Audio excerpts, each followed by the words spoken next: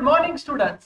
दोस्तों आज हम लोग चैप्टर 7 यानी alternating current, inductor, capacitor, resonance, resistance सबका बात होने वाला है। सीरीज रेजोनेंस क्या होता है, फेजर डायग्राम कैसे इवॉल्व होता है, क्यू फैक्टर क्या होता है, पावर फैक्टर क्या होता है, पावर क्या होता है, इन सारी चीजों का आज हम लोग एमसीक्यू के आधार पे डिस्कशन करने। रेडी हो जाओ बच्चों, बहुत से अच्छे अच्छे एमसीक्यू आपके लिए। फर्स्ट बच्चों देख के पता चलना चाहिए आपके पास कौन कौन का कनेक्शन है, आर एंड सी। आप सबको पता है जब वोल्टेज की बात करोगे तो करंट और आर दोनों सेम फेज में रहेंगे, यानी ये दोनों आंसर तो वैसे ही कट हो गए। अब याद करो जब कैपेसिटर की बात होती है तो वोल्टेज लेगिंग होता है, लेगिंग होता है इसका मतलब वो आएगा। यही चीज इंडक्टर में हो तो क्या आता वो आपको। नेक्स्ट, अब इसके अंदर बच्चों आर एंड एल का connection, voltage drop of resistance यानी ये आपका वी आर हो गया, ये आपका वी एल हो गया मेरे प्यारे बच्चों। स्क्वायर इज इक्वल टू, याद करो, R square plus V L minus V का होल स्क्वायर। अब यहाँ पे की बात नहीं है, यानी square is equal to R square plus V. बच्चों हमारा काम फास्ट हो गया, V square is equal to 150 का square equal to 200 square plus 150 square, यानी आप सबका आंसर अप्रोक्सीमेट देख सकते 250 के आसपास आ जाएगा। थोड़ा सिंपल था क्योंकि कैपेसिटर की तो बात ही नहीं थी। नेक्स्ट, ये मस्त है बच्चों, इंडक्टेंस यानी है 200/5 मिली, यानी 10 रेस टू माइनस पड़ेगा तो जीरो कट हो जाएगा, यानी 2/10 हेनरी। कैपेसिटेंस यानी सी की बात है 1/1000 लिखेंगे। रेजिस्टेंस यानी R connected in series with 220। बच्चों में एक काम करूं, जैसे ही आपको बच्चों फ्रीक्वेंसी दे दी 50 हर्ट्ज, मैं काम करूंगा omega equal two by F, 100 हो गया। चलो फास्ट, पहला काम करते हैं एक्सेल ढूंढ देते हैं। तो ये के बाद हम लोग आगे बढ़े। तो एक्सेल का फॉर्मूला क्या था, XL is equal to omega L. तो ओमेगा एल क्या था फॉर्मूला ओमेगा का, 100 pi by pi pi pi cut, यानी ये क्या हो गया 20। एज एल कैपेसिटर के अंदर बात करें 1/ओमेगा 100 पाई जगह 1/1000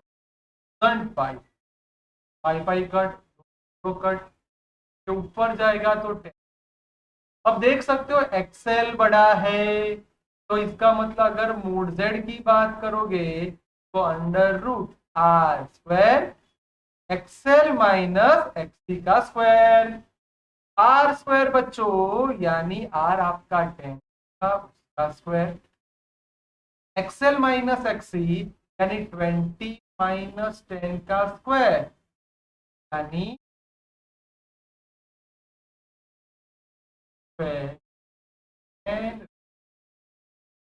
अब इतनी चीज मैंने फाइंड क्यों, तो आपको फेज एंगल बोला। फेज एंगल फाइंड करने के दो फॉर्मूला थे, फाई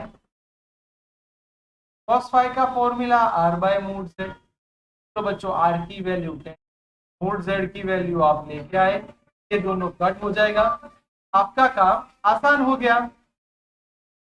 तो बच्चों हम इसको दो टाइप से सॉल्व कर सकते हैं। एक आप सबने देखा कि यहाँ पे आएगा 1/√2, तो 1/√2 यानी समझ गए 45 डिग्री यानी π/4 देख सकते हो। ए इज माई राइट आंसर।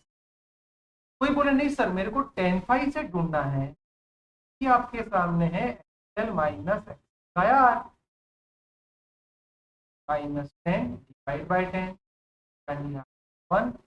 तो आप देख सकते हो बच्चों 10 की वैल्यू 1 कब होती है, पाई बाय। तो दोनों तरीके से मैंने आपको इसलिए सिखाया कि कोई भी न्यूमेरिकल आपको पूछे तो मेथड आप अपने हिसाब से कर सकते। Next, R N C. बच्चों हमने अभी सिखाया जब बी एल सॉरी की बात करते हो ये दोनों सीरीज में, तो आपको कंपलसरी वो लेगिंग होने वाला है, वो क्लियर होना चाहिए कि लेगिंग ही होगा।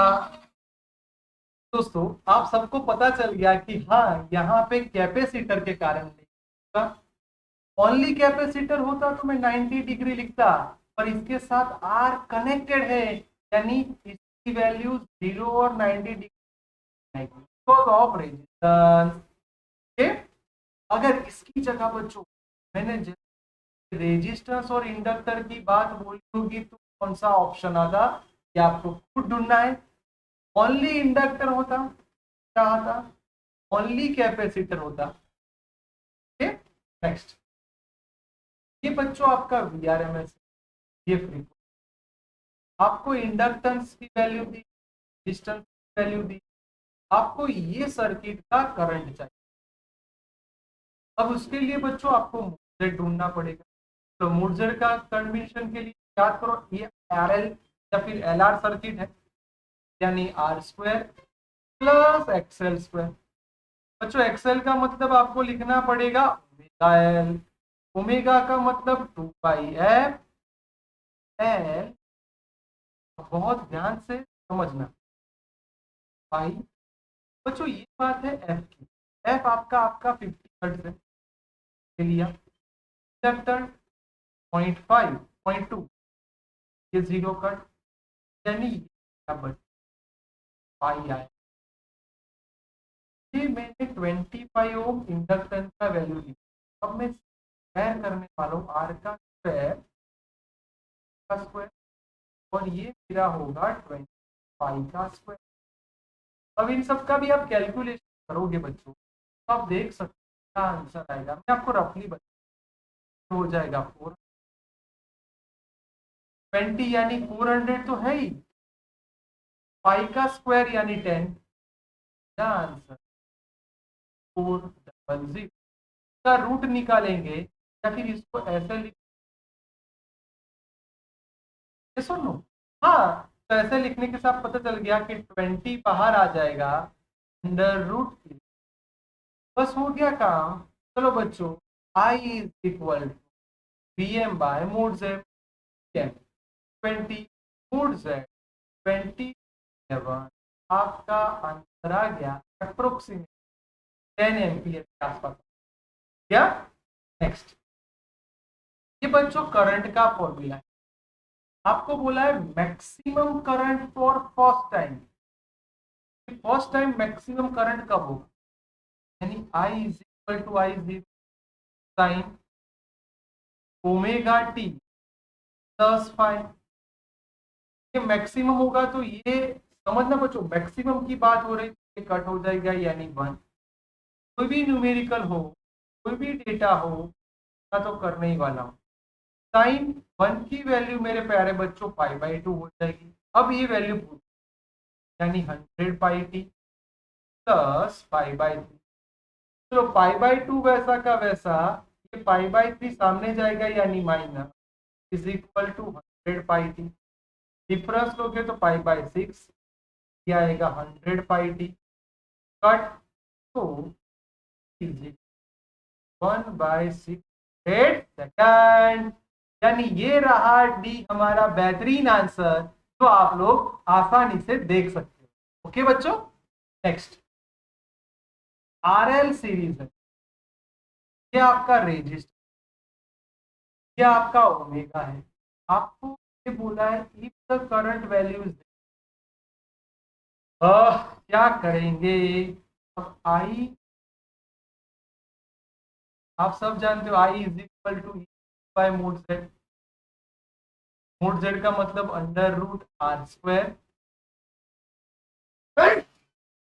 बच्चों इंटू ओमेगा एल का स्क्वायर।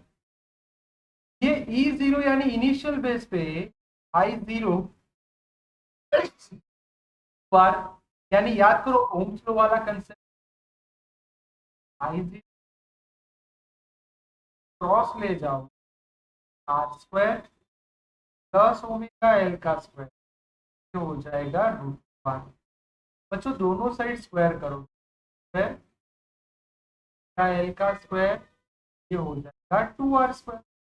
तो फटाफट इसको सामने ले जाओ, ओमेगा एल का square equal to R square, दोनों साइड कट करोगे, एल इज बार। चलो बच्चों एल ढूंढना है, एल को सब्जेक्ट बनाओ, यानी आर बाय ओमेगा। आर कितना है, ओमेगा कितना है 20, यानी 1/2 इक्वल टू 0.5 हेनरी। तो ही इज माई राइट आंसर। आप देख सकते हो कितने आसानी से क्या आंसर आ गया। L R and C R respectively, आपको बेटा डायमेंशन फ्रीक्वेंसी जैसा होना चाहिए। याद करो सीरीज रेजोनेंस का फॉर्मूला ये था, तो बच्चों में ऐसे लिख सकता हूं। क्यों ऐसा किया कि इसका आप जानते हो एमएल फ्रीक्वेंसी वाला ही होगा, इसका मतलब माय राइट आंसर। बच्चों यही एमसीक्यू, यही चीज पर मैं आपको बोलूं एल और आर का कॉम्बिनेशन क्या आ सकता है। मैं आपको 4 ऑप्शन दे रहा हूं, कौन सा आपको आएगा वो का फ्रीक्वेंसी। अब मैंने एल सी की जगह आर एल लिखा है, देखना बच्चों क्या आता है। नेक्स्ट प्योर कैपेसिटिव रिएक्टेंस, यानी मेरे प्यारे बच्चों आपका हो गया। अब आपको ऐसा बोला है कि फ्रीक्वेंसी डबल हो रही है, याद करो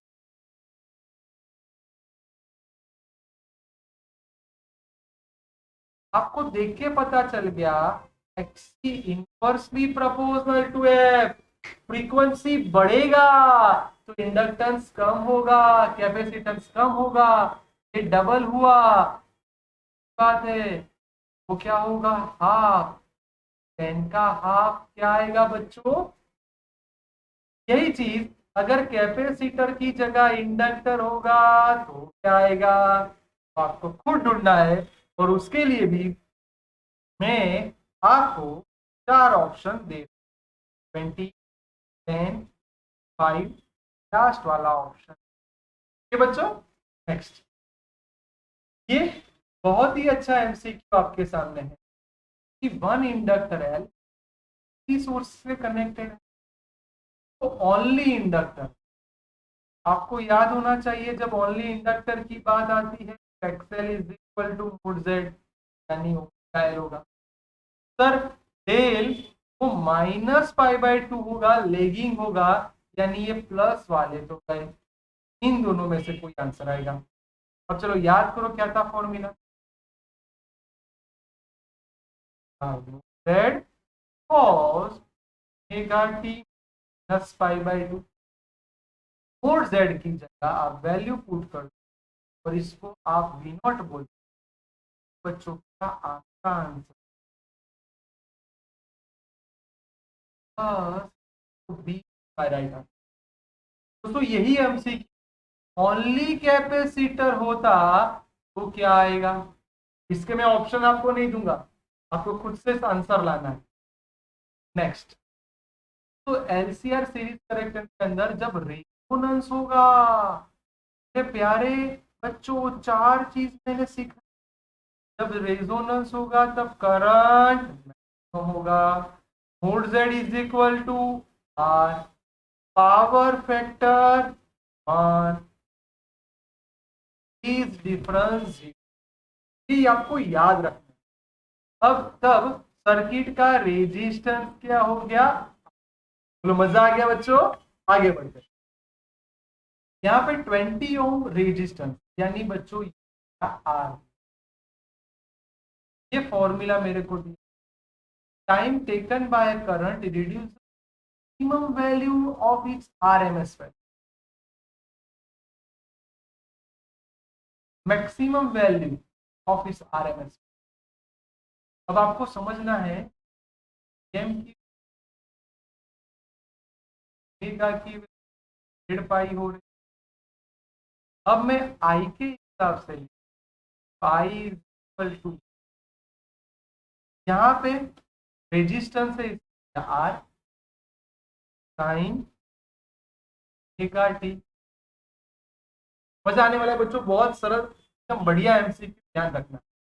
अब आई, अभी मैं वैसा का वैसा वीएम यानी रेजिस्टेंस यानी मेरा ये रहा साइन ग्रेड पाई टी। अब बच्चों ओके, तो आपको आइडिया है कि आपको आरएमएस वैल्यू बोला है आई बाय रूट आई। अब यहाँ से जो कहना चाहता हूँ वो बच्चों, अब साइन आई वाली वैल्यू कट, ये देखो बच्चों रूट 2 आया, रूट 2 यानी पाई बाय 4। तो मैं आपको कहना चाहता हूँ, अगर वो आपके माइंड में आ गया तो आपको मजा आ जाएगा। इक्वल टू 1/4 यानी 2.5 10⁻⁻। बच्चों यहाँ से मैंने ये बात क्यों स्टॉप कर दी, क्योंकि ये करने के बाद आप सोचो आरएमएस की वैल्यू बोली है तो फिर डायरेक्टली यहाँ जाऊंगा तो D is the right answer. Because आपको यहाँ पे कितना रेजिस्टेंस है, कितना वीएम है, वो कोई चीज देखने की जरूरत नहीं।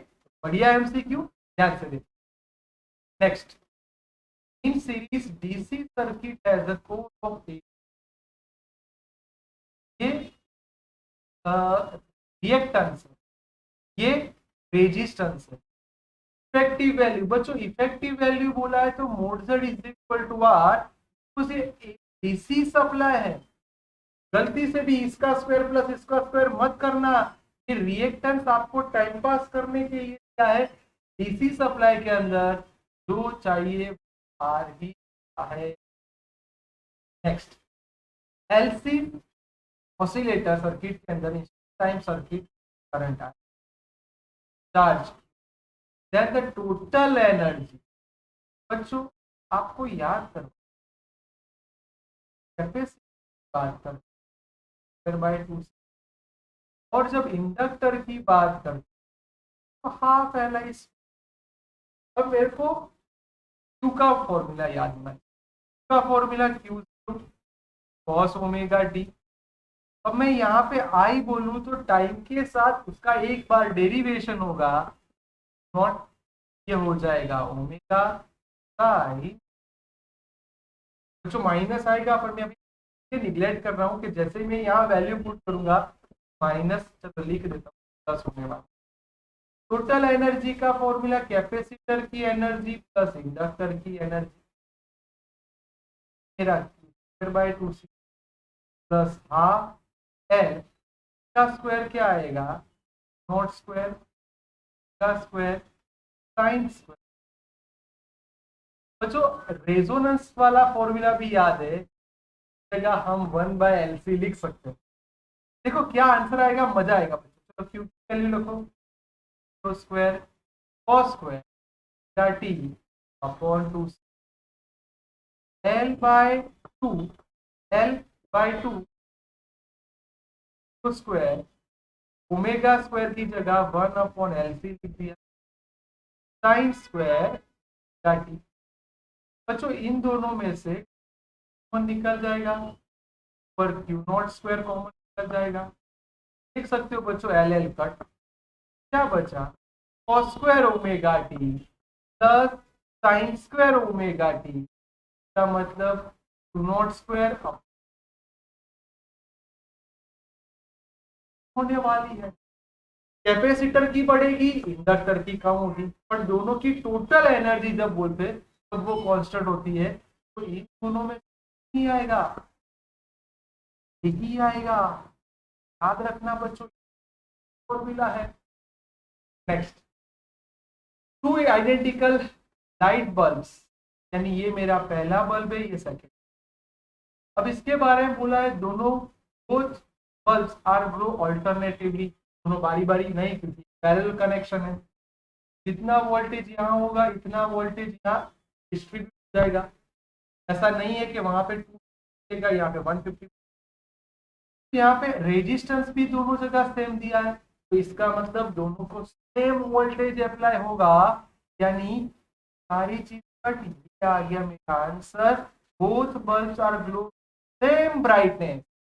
सेम ब्राइटनेस बच्चों, पैरेलल के अंदर वोल्टेज कांस्टेंट रहेगा ड्यू टू रेजिस्टेंस।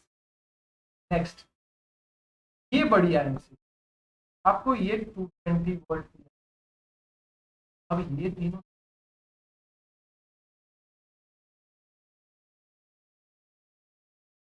आपको करंट होगा वोल्टेज को। मेरे पास इश्यू क्या है, आपको यहाँ पे रेजिस्टेंस दिया है, आपको ब्रेक का वोल्टेज देखो, ये 400 वोल्ट, ये 400 वोल्ट, ऐसा बोलूँ एल एन सारी इक्वल। याद करो क्या था, equal to R square L minus square, equal है तो ये कट हो गया, यानी यानी मेरे बच्चों 220 का square equal to whole square. आप समझ सकते हो यानी इक्वल टू आएगा, यानी ये कट, इन दोनों में से ही कोई आंसर आएगा। बस हो गया काम। अब ओम्स लॉ अप्लाई कर दो, R is equal to I R, Y is equal to R by R. P R मेरे प्यारे बच्चों आर रेड, हो गया मेरा काम, इज माय राइट आंसर। देखा, प्योर लॉजिकल एमसीक्यू, बढ़िया एमसी। नेक्स्ट, ये बच्चों तीनों आर एल सी सब connected for the resonance in above circuit frequency and amplitude respectively.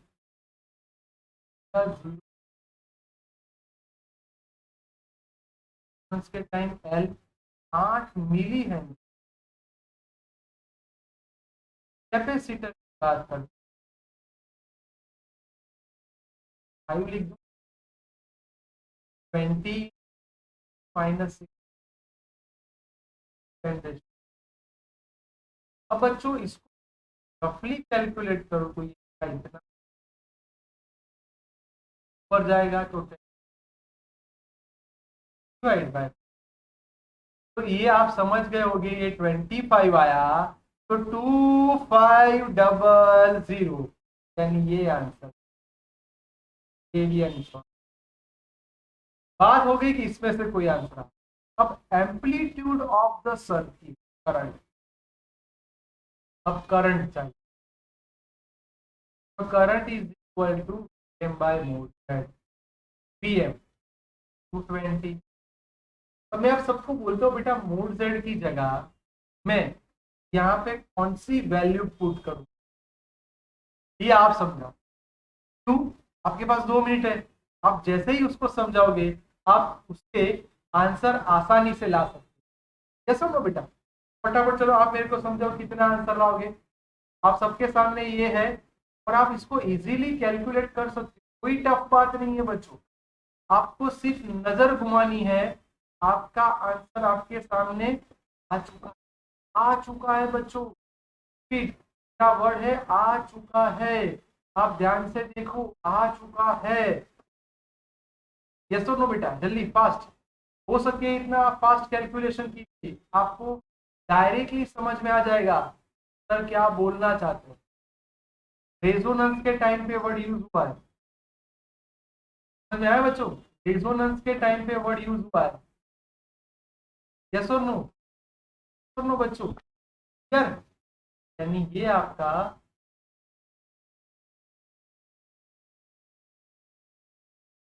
यानी